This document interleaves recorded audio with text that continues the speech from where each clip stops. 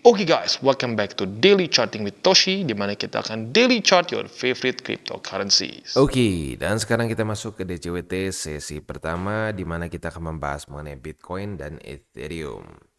Buat lo yang pengen pair favorit itu dibahas di DCWT sesi kedua, boleh komen di bawah. Apabila cukup banyak demandnya, kita akan masukkan ke DCWT sesi kedua ya.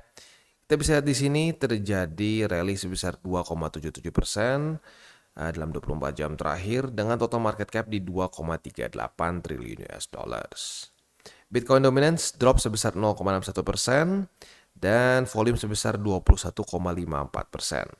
Bitcoin rally kurang lebih kalau kita bulatkan 2%, sementara Ethereum dia pump sebesar 6,18%.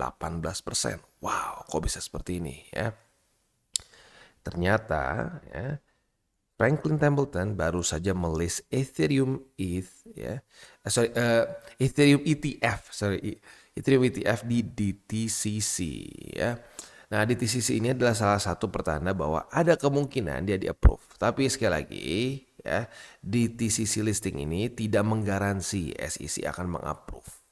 Tapi ini adalah suatu pertanda karena dulu saat BlackRock juga dia pernah listing dulu juga di DTCC ya, sama newsnya juga bilang belum pasti di approve, tetapi itu adalah pertanda ada kemungkinan di approve.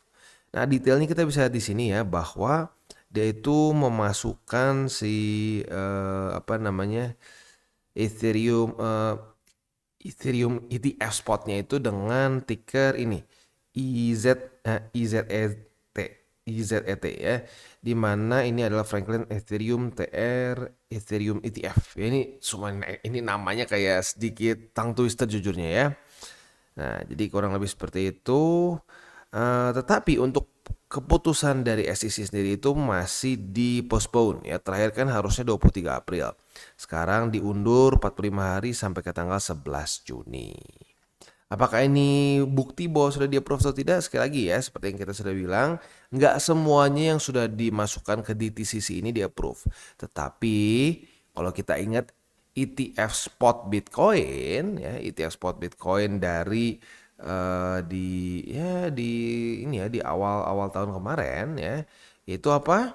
Ya DTCC dulu. DTCC udah listed, baru akhirnya terjadi approval.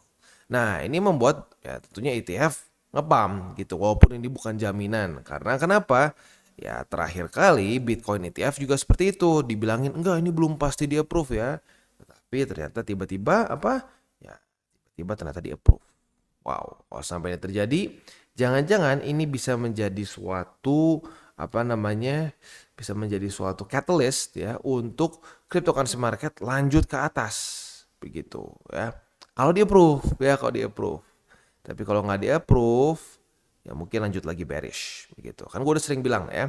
Udah sering bilang secara TA kita terlihat bearish sekarang ya. MA8 weekly jebol. Lalu kalau kita di sini MA20 mulai menjadi resisten di Bitcoin.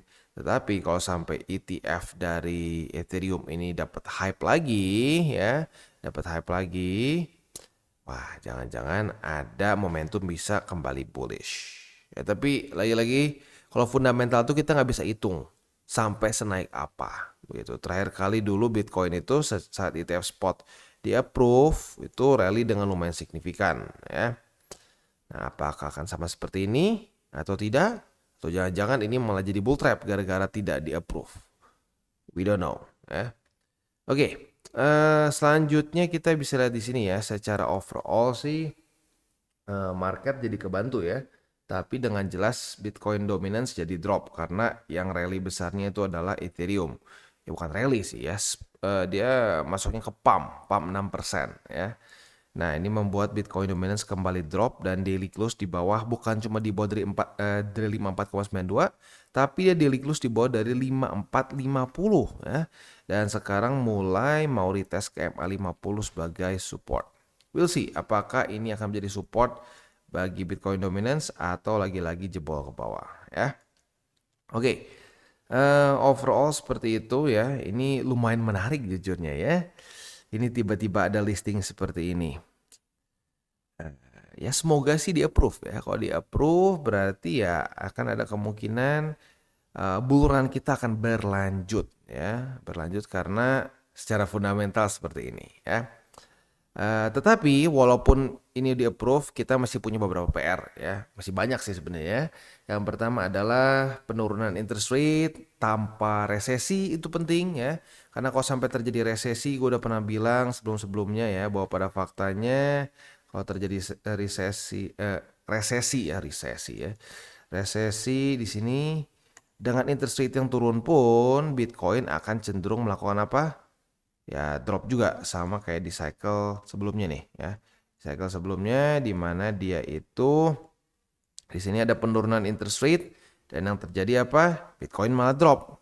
Nah, ini terjadi drop karena ya resesi. Akhirnya ya gini deh paling simpelnya, kalau lu aja kelaparan gitu ya, lu mau mikirin sama investasi lu nggak sih gitu. Kalau lu dipecat nih misalkan, lu dipecat nggak punya pekerjaan gitu ya, kemungkinan besar orang akan nggak mikirin lagi investasi, mereka mikirin gimana buat survive, mereka mungkin akan ngestok makanan dan seterusnya.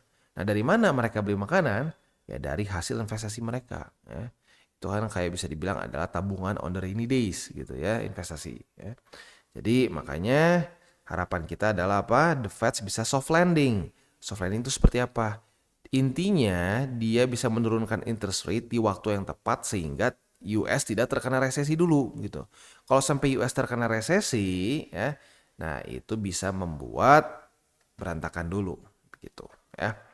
Jadi walaupun ini berita bagus, berita yang bullish ya, tetapi fundamental yang lebih besarnya masih sedikit bikin deg-degan begitu.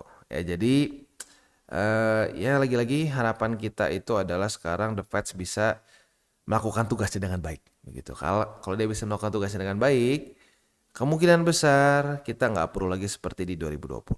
Tapi kalau ternyata US sampai masuk krisis ya dan seterusnya ya, ya berarti suka nggak suka kita harus ada momen-momen black swan dulu seperti ini ya. Oke, kurang lebih seperti itu gambarannya. Next kita akan geser ke analisa di Twitter. Ya, untuk analisa di Twitter kita ngomongin soal dia ini sudah tembus dari 0,618 ya. Nah, ini adalah Fibonacci level ya. Fibonacci level yang kalau sekarang itu sebenarnya ada di angka sekitar 50 ribuan. Gua lupa tepatnya berapa, coba kita cek sini ya. Untuk Bitcoin itu ini kan dari cycle kemarin, kita ke Fibonacci di sini ke low ke bawah dan kita ketemu di angka sini di 48 ribuan ya, sama kayak di sini ya, di sekitar ya benar 48 ribuan, 48 ribuan. Ini harus di-retest nggak? Nggak harus di-retest sih sebenarnya ya kalau kita lihat dari sini. Ini di-retest, ya retest baru lanjut lagi ke atas. Ini enggak begitu. Tetapi uniknya ini dekat-dekat dengan berbagai macam resisten yang udah kita bahas kemarin-kemarin ya. Dan ini masih di bawah dari bull support band. Jadi masih make sense kalau sampai Bitcoin lanjut koreksi sampai ke bull support band begitu ya. Atau sebenarnya gini, banyak orang berpikir, "Waduh, harus ngedam ya, Bro." Sebenarnya enggak juga sih, technically speaking bisa juga seperti ini ya. Kalau kita ngomongin soal probability bisa juga seperti ini. Ini bull support band nih. Kita lihat apa yang terjadi. Dia naik terus kan? Nah, kalau sampai misalkan Bitcoin di sini nih, ya bertahan. Bull support band menjemput, masih aja ada kemungkinan dia mantul di situ dan lanjut ke atas. Itu masih bisa. Gitu ya, walaupun lebih highly unlikely, lebih memungkinkan drop sih. Ya, tapi kita nggak bisa bilang nggak mungkin karena gue paling nggak suka kata-kata nggak mungkin ya. Jadi ada juga possibility di mana Bitcoin sideways dulu di sini ya, bertahan. Bull support band menjemput, pelan-pelan naik mulai ke angka 60 ribuan karena sekarang udah makin dekat ya. Sekarang tuh di angka nyaris 56 ribu gitu. Jadi semakin dekat, kalau dia bisa menjemput dan ternyata ngepam gara-gara bull support bandnya menyentuh harga sekarang, ya we'll never know. Jangan-jangan bull market kita akan berlanjut ya.